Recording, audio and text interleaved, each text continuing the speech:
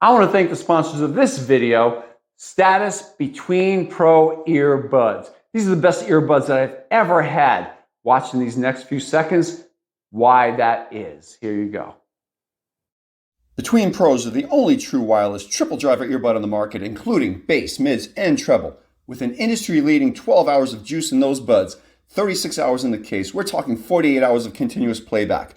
Audiophile codec stream audio at a much higher quality than most wireless audio signals, and when I work out with these, they do not fall out of my ears.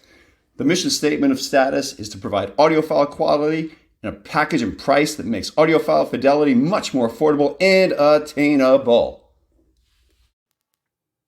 Hi, I'm John Hart. Welcome back to Mr. America Hart. Today, I have for you what I call the lazy man's HIIT workout. It's for anybody but the really true lazy, I'll tell you that much. Because the real deal is this. I designed this workout for some really successful businessmen in the beginning who just didn't have time. They didn't have extra time, okay? But they wanted to make progress, they wanted to make gains, they wanted to grow some muscle, they wanted to look good. And they were willing to do the diet, during the day, but they just didn't have the time to get to a gym, spend an hour getting there, traveling back and forth from wherever the job was, and then also doing the workout itself. So we made it really simple. We shortened it down to just doing one exercise, and doing 6 different workouts every 8 days. So man, was this fun, and boy, did it bring nice progress to those who did it with an all-out effort. So how did I divide the body up? I'm going to let you know body part for body part in these body parts right here. Your back and side delts. That's one. Next one, just calves. The next workout, just chest. The next workout, quads and hamstrings, or hamstrings, I should say. The next workout, just triceps, and the next workout, just biceps. Now, those workouts, I didn't just do them 6 days in a row. I said 6 workouts in 8 days, right? Follow me now. This gets really interesting. I'm going to give you an actual workout. It's one of the best ones that I ever did on a client, and he made some amazing progress.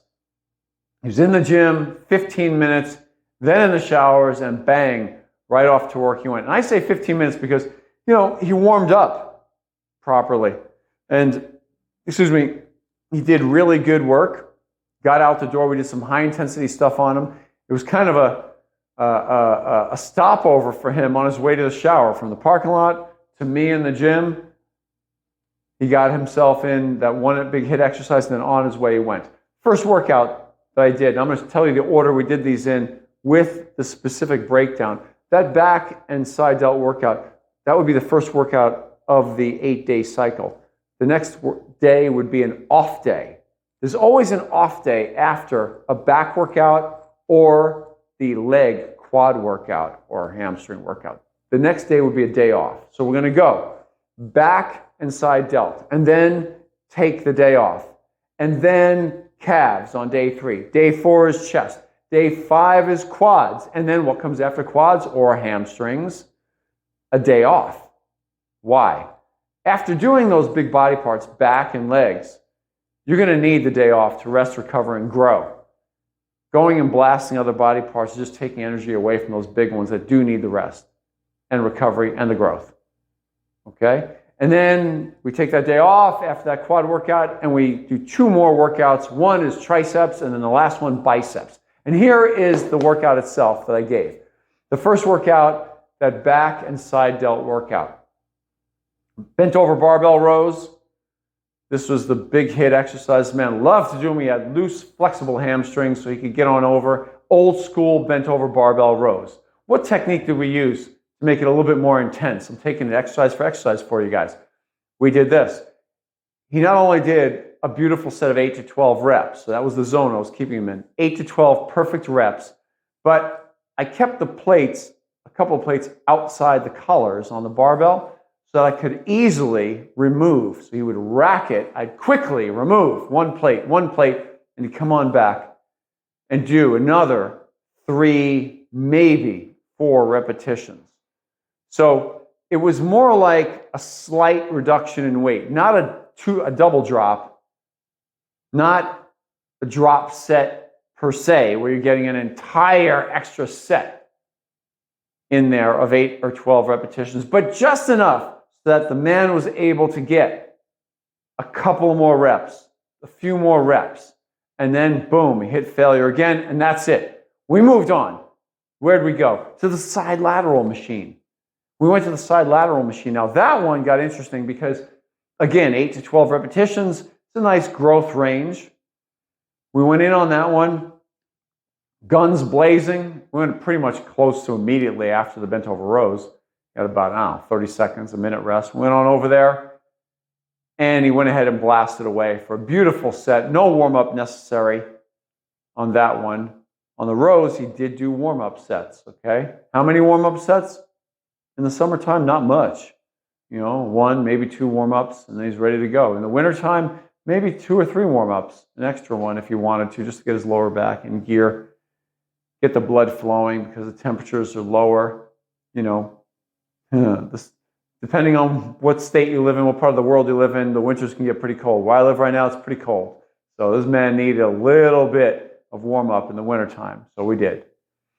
And so, warmed up in the first exercise, blast out 8 to 10 reps, 8 to 12 reps with a little bit of a drop set, a small drop set for just to get a few extra reps, and then onto the lateral machine, in which case he knocked out 8 to 12 reps. I gave him a couple forced reps. 1 negative, up it goes, and I push it down, and bye-bye, he's gone. Done. Workout 1, done for the week. Done for the 8 days. Next day, he took off. Day after that, he came on in, and we're on calves. As I said, he's going to do either standing or seated calf raises. On that one in particular, we're going for it. Standing calf raise, blasts out. A beautiful, beautiful set of 12 to 20 repetitions taken to failure after warming up for 1 or 2 sets, because get those Achilles tendons warmed up, right? 1 or 2 warm-ups, and then boom, an all-out set. 1 working set. I'm going to say that multiple times throughout this video. 1 working set. We're not playing a semantics game here. It's just 1 working set. He knocks it out. I do a slight drop in weight. Slight drop in weight. Put the key in the wrong direction. I have to go that way to drop the weight, right? A slight drop in weight on the selectorized machine. Just enough so you can get another 2 or 3 really clean reps. And it's bye-bye. See you later.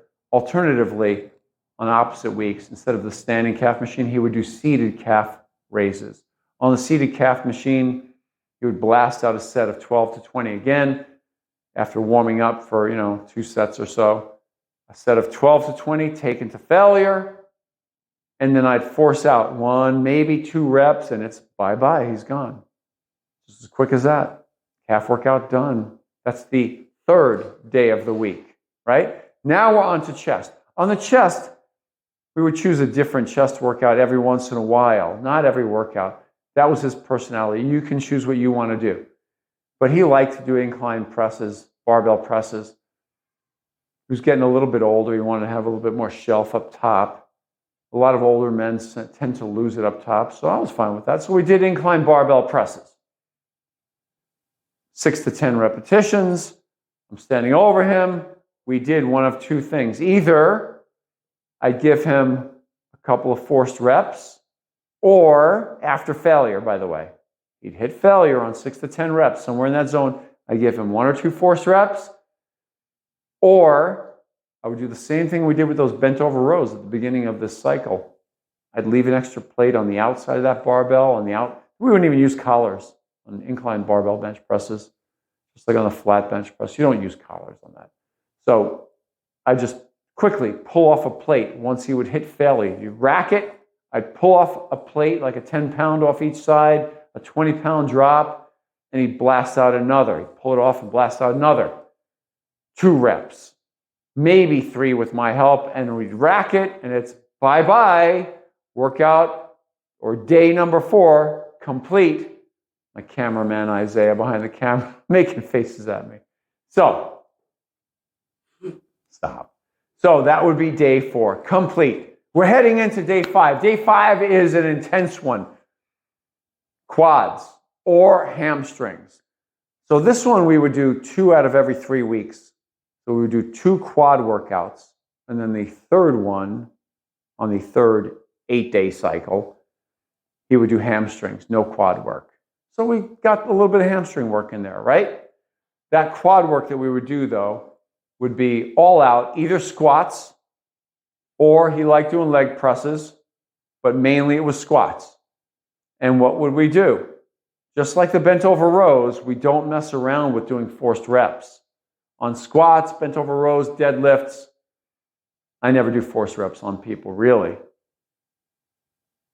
So we would have him do a set, and there would be colors on that bar, squatting away, and he'd take it to almost failure. What do I tell you guys all the time? Stop 1 rep short of total failure.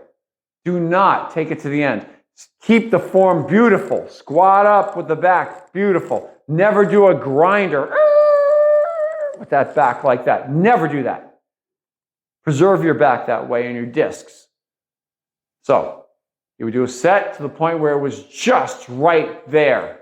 Almost failure. He'd rack it. I'd quickly pull 1 plate off, another plate off. How much? I leave that up to you. But I took off just enough so that we knew when he stepped back with it, he could grind out another 2, maybe 3 reps. And that was it. It was over. Back to the rack he goes. And it's, yep, bye-bye. And he's gone for the day. Now, every 3rd week, we would do some hamstring work. What would we choose to do? We would do RDLs, Romanian deadlift. You know, in the old days, they used to call it a stiff leg deadlift. Technically, there is a difference between the two, but I'm just going to make it easy, use the word Romanian deadlift to describe the bent over action with the legs almost straight, knees barely unlocked. So you would do that workout, and we would use the same technique. No force reps. I would strip some weight off slightly just so he can squeeze out 1 or 2 more repetitions. Stop making that noise. And then it would be bye-bye. He would do a beautiful set of 8 to 12, just like with the squats, 8 to 12. If we chose to do leg presses, by the way, we would up the repetitions to a 12 to 20. That's about the only difference that I can say in the leg workout that we would do if he chose to do leg presses on a certain week. Okay, where are we? We're on day 7 now, getting to the triceps. Triceps. Favorite exercise?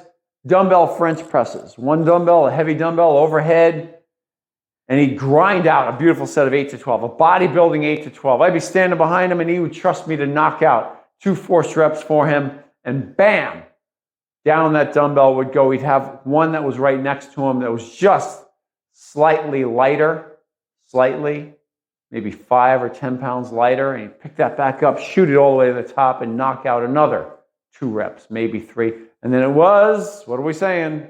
Bye-bye, he'd be gone for the day.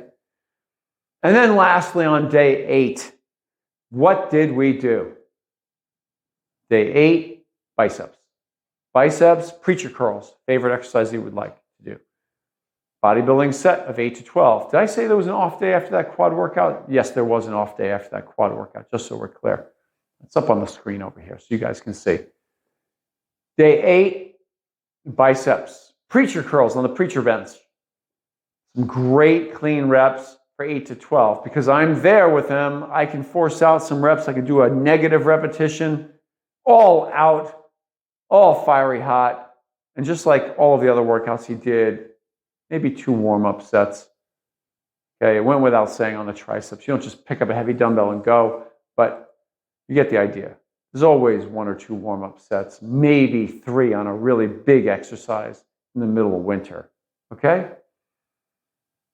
That completes the 8-day, 6-workout lazy man's high-intensity training routine, and always taken to failure on 1 single working set per exercise per day.